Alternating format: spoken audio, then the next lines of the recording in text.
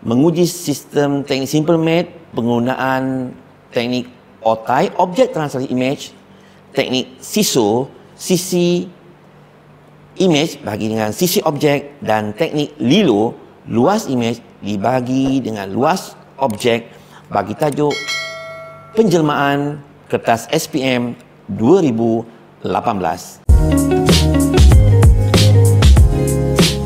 Ini pada gambar rajah soalan 13A, sebuah diagram 9.1 menunjukkan titik P pada satu satah chartis titik P. Jadi transformation yang diberikan ialah translasi T ialah satu translasi dalam keadaan 4 negatif 3. Apa maksud 4 negatif 3? 4 mewakili X dan negatif 3 mewakili Y. 4 akan menunjukkan pergerakan positif pada sepanjang paksi X ke sebelah kanan. Dan negatif 3 mewakili nilai Y, bermaksud pergerakan ke bawah sepanjang paksi Y. Dan penjelmaan S diberikan sebagai satu pembesaran pada pusat negatif 52 dengan faktor skala 2. Maka soalannya, nyatakan koordinat titik P di bawah penjelmaan berikut. 1. T kuasa 2. Dalam keadaan ini, teknik yang ingin saya gunakan, saya panggil dia sebagai teknik OTI, Object Translasi Image. T kuasa 2 bermaksud translasi T diikuti oleh translasi T sekali lagi. Di sini, titik P dalam keadaan negatif 3 ditambahkan dengan 4 negatif 3. Seterusnya, negatif hasil tambahan tersebut ditambahkan lagi dengan 4 negatif 3. Jadi, objek terakhir, calon akan jumpa pada kedudukan image yang terakhir pada jawapan ini. Seterusnya, pada soalan bahagian yang kedua, TS. TS bermaksud arahan T, arahan S. S ialah pembesaran pada pusat negatif 52 dengan faktor skala 2. T ialah translasi 4 negatif 3.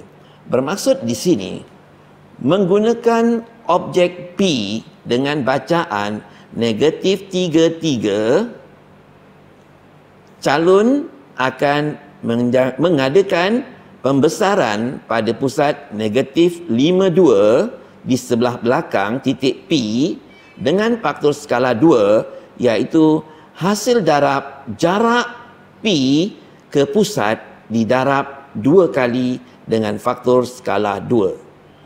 Jadi selepas operasi penjelmaan S dijalankan, image pertama ditemui dan image pertama tersebut akan menerima hasil translasi 4 negatif 3, iaitu jumlah tersebut sama ada ditambahkan atau digerakkan 4 titik atau 4 unit ke sebelah kanan dan 3 titik ke sebelah bawah.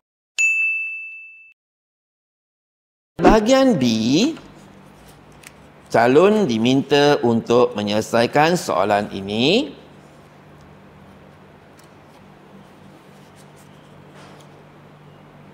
Iaitu pada gambar rajah 9.2, gambar rajah yang diberikan ialah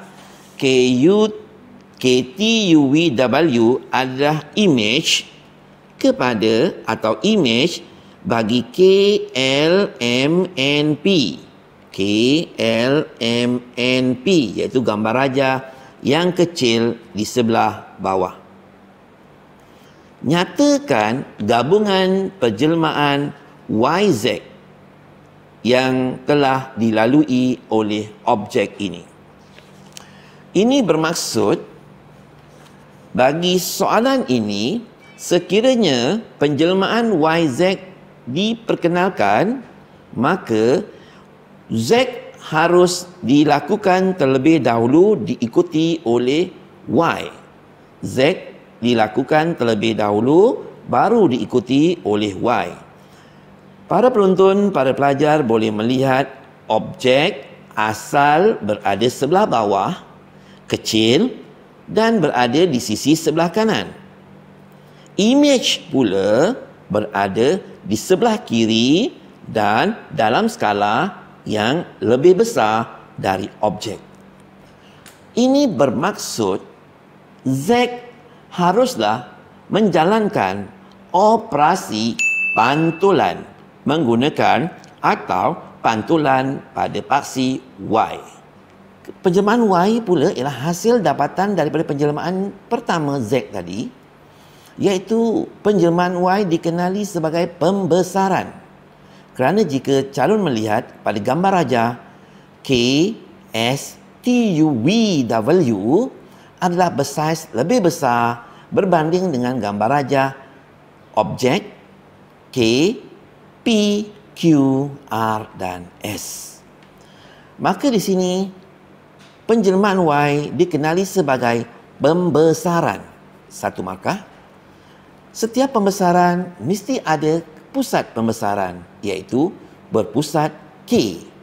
Dalam keadaan ini, kita boleh menyebut pusat pembesarannya K dengan bacaan K ataupun dalam bentuk koordinat 01. Jadi di sini, para pelajar telah mendapat 2 markah. Markah pertama, penjelmaan Y ialah pembesaran diikuti oleh pusat pembesaran iaitu K01. Markah yang ketiga ialah jika ada pusat, jika ada penjelmaan besaran, mesti ada skala atau faktor skala pembesaran. Bagaimana mendapatkan faktor skala pembesaran? Teknik yang saya gunakan ialah saya menggunakan teknik SEE-SO. C dipanggil sisi image, SO dipanggil sisi objek. Di sini saya mengambil sisi image sebagai KW iaitu 8 unit dan sisi objek saya ambil sebagai KP iaitu 4 unit. Maka 8 dibagi 4, maka faktor skalanya ialah 2. Kesimpulannya, jawapan Y ialah penjelmaan Y dikenali sebagai pembesaran pada pusat 01 atau K dengan faktor skalanya ialah 2. Seterusnya kita beralih kepada soalan yang kedua. Soalan terakhir bahagian yang kedua, B2. Soalan ini bertanyakan, diberi KSRPQ adalah mewakili satu kawasan yang keluasannya 30 meter persegi. Hitungkan luas kawasan yang berlori. KSRPQ ialah objek asal sebelum pembesaran dan KSTUVW ialah image selepas pembesaran. Pertama, untuk mendapatkan luas bagi image yang dibesarkan, saya menggunakan teknik yang saya panggil ialah luas image bagi dengan luas objek bersamaan dengan faktor skala berkuasa 2. Berapakah luas image? Luas image adalah gambar raja besar yang berlori dan sedikit kawasan putih. Saya tidak tahu berapa nilainya. Saya anggap dia sebagai luas image. Luas objek pula ialah kawasan putih, iaitu KPQRS itu ialah luas bagi objek yang menilai 30 meter persegi.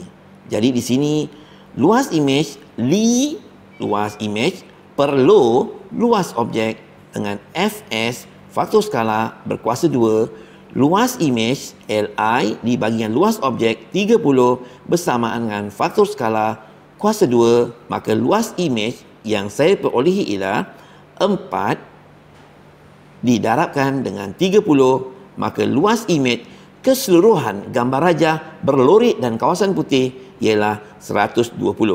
Soalan minta kita hitungkan luas kawasan berlori. Untuk mendapatkan luas kawasan berlori, luas keseluruhan raja 120 ditolakkan dengan luas kawasan putih sebanyak 30 unit, maka luas kawasan yang berlori ialah 90 meter persegi.